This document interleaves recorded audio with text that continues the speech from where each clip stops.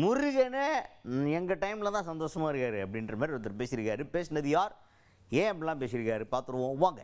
அமைச்சர் சேகர் பாபு அவர்கள். அவர் தான் திருச்செந்தூரின் கடலோரத்தில் அப்படின்ற மாதிரி திருச்செந்தூர் போயிட்டு முருகனை தரிசிச்சிருக்கிறாரு.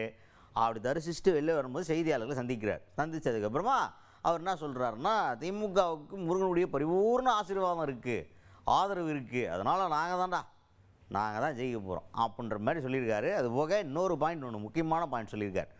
முருகன் யார் ஆட்சியில் சந்தோஷமாக இருக்கார், திமுக ஆட்சியில் தான் சந்தோஷமாக இருக்கார் அப்படின்னு சொல்லிட்டு முருகனையே சந்தோஷப்படுத்தின ஒரு ஆட்சியாக திமுகவை இந்த இடத்துல முன்னிலைப்படுத்தியிருக்காரு சேகர் பாபு அவர்கள்.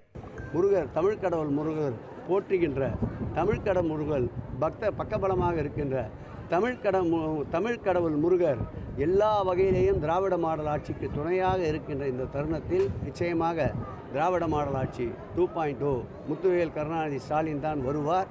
முருகன் பெருத்த மகிழ்ச்சியோடு இருப்பது இந்த ஆட்சியில்தான். ஆகவே முருகனை நம்பினோர் கைவிடப்படார்.